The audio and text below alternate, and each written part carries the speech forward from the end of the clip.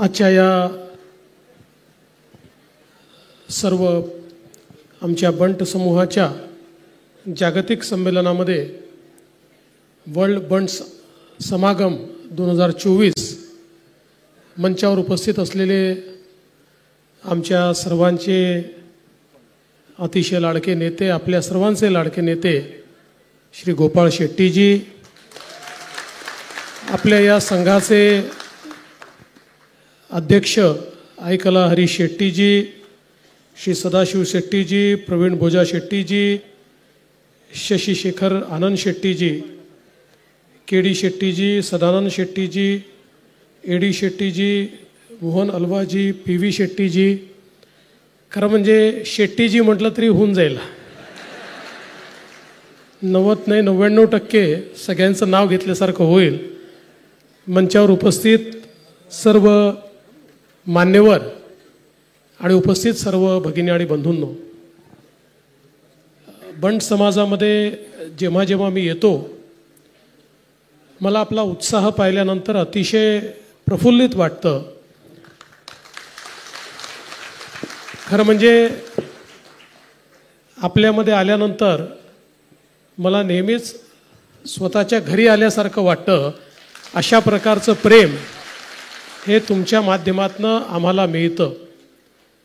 आणि मला हे माहिती आहे की आपण सगळे आमच्यासारखे राष्ट्रीय विचाराचे लोक आहात आणि सातत्याने तुमचा आशीर्वाद हा आम्हाला मिळत असतो.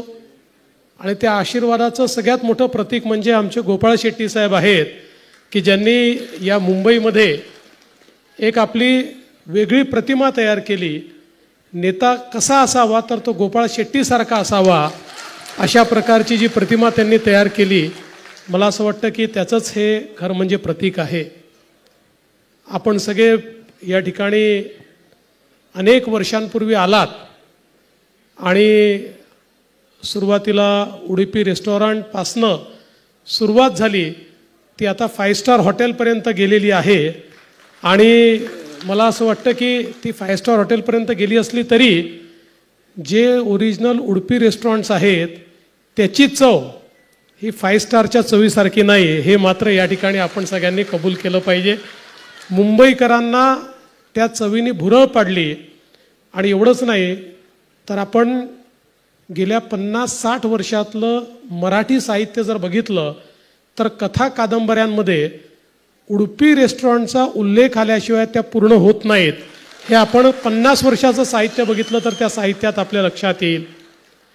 पण आज आपला समाज हा केवळ हॉटेल व्यवसायापुरतं मर्यादित राहिला नाही, तर समाजाच्या सर्व क्षेत्रांमध्ये अतिशय उत्तम काम आपल्या समाजाच्या माध्यमातून आज करण्यात आलेलं आहे.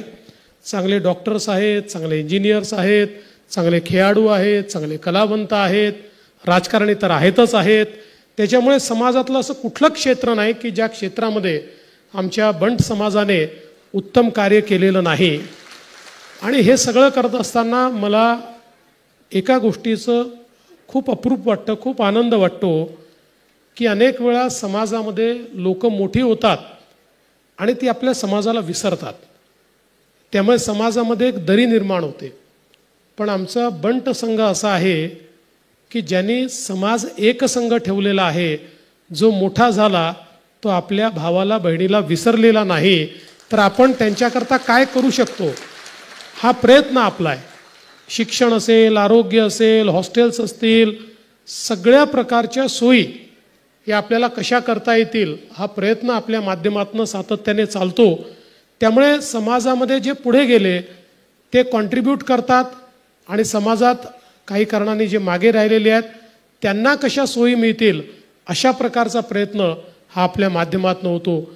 मागच्या वेळेस मी जेव्हा आलो होतो त्यावेळेस आपण घरं बनवण्याचं एक काम हातामध्ये घेतलं होतं आणि मला असं वाटतं की मोठ्या प्रमाणात त्याची देखील सुरुवात आपण या ठिकाणी केली.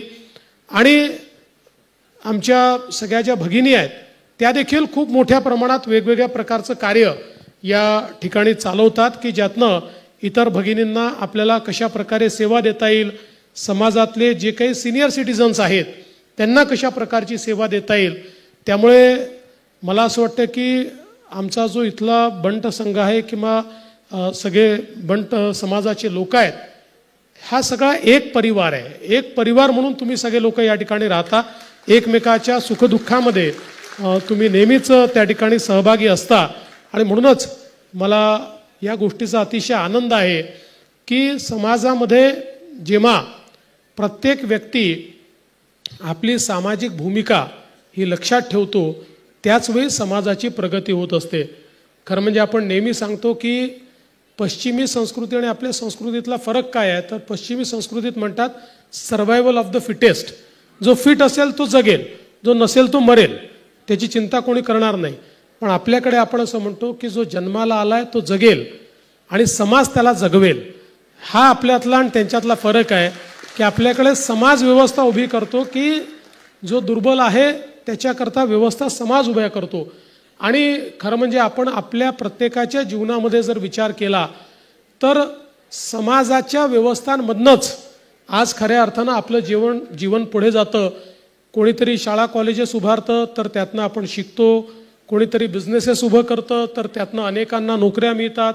त्यामुळे समाजामध्ये व्यवस्था उभ्या राहतात आणि त्यातनं आपण लाभान्वित होत पुढे जात असतो. आणि म्हणूनच समाजाचं हे काही जे देणं आहे ते जेव्हा आपण सक्षम असतो त्यावेळेस ते दिलं पाहिजे. आपापल्या परीनं ज्याला जेवढं शक्य आहे तेवढं त्यांनी कॉन्ट्रीब्यूट केलं पाहिजे. पैशानेच कॉन्ट्रीब्युशन होतं असं नाही आहे, तर आपण श्रमाने करू शकतो, आपण आपला काही वेळ त्या ठिकाणी देऊ शकतो. अशा सगळ्या गोष्टी आपल्या या ठिकाणी होताना निश्चितपणे पाहायला मिळतात.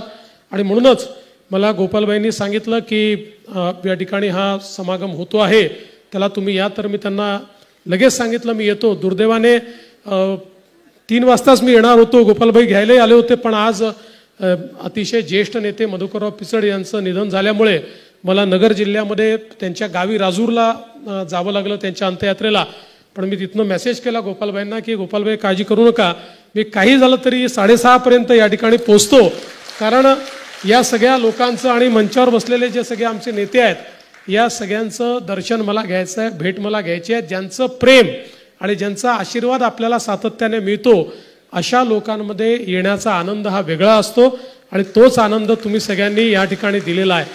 आणि मला सगळ्यात महत्त्वाचं काय वाटतं तर आपण सगळे लोक या ठिकाणी खरं म्हणजे उडुपीतनं किंवा वेगवेगळ्या भागातनं या ठिकाणी आलात, पण आज जी काही महाराष्ट्राची संस्कृती आहे त्या संस्कृतीला तुम्ही समृद्ध करण्याचं काम केलेलं आहे. या संस्कृतीला अधिक उत्तम करण्याचं काम तुम्ही केलं आहे.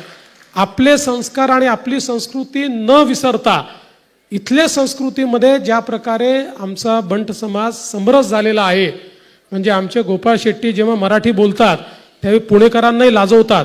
ही जी काही एक मला असं वाटतं आपण सगळ्यांनी या ठिकाणी अंगीकारली आहे, ही अत्यंत महत्त्वाची आहे. आणि याच्यामुळेच आपला भारत श्रेष्ठ होतो. आपण जो एक भारत आणि श्रेष्ठ भारत म्हणतो त्या भारताचं स्वरूप हे आपल्याला या समाजामध्ये पाहायला मिळतं. आणि म्हणून आपल्या सर्वांना मी खूप शुभेच्छा देतो. अशाच प्रकारे आपलं कार्य हे आपण पुढे न्यावं आणि एक उत्तुंग शिखर जे आज समाजातले अनेक लोक गाठतायत तसं शिखर इतरांनाही गाठता येईल अशा प्रकारची प्रार्थना मी ईश्वराच्या चरणी करतो. आपण मला असंच बोलवत राहावं, दरवर्षी बोलवाल तर दरवर्षी येईल, शपथ काही दरवर्षी घेणार नाही. ते म्हणाल तिसऱ्यांदा आली तर तिसऱ्यांदा शपथ, तशी दरवर्षी काही घेणार नाही. पण आपण दरवर्षी बोलवलं तर मी नक्की या ठिकाणी येईल, मला अतिशय आवडेल. मी पुन्हा एकदा आपण जे स्वागत केलं, सत्कार केला त्याबद्दल आपले आभार मानतो. आपल्या या समागमाला या ठिकाणी खूप मनापासून शुभेच्छा देतो. आणि बाहेरचे लोक देखील आपले परदेशातनं देखील लोक या ठिकाणी आले आहेत, त्या सगळ्यांचं मुंबईमध्ये स्वागत करून मी माझं बोलणं संपवतो. धन्यवाद. जय हिंद, जय महाराष्ट्र.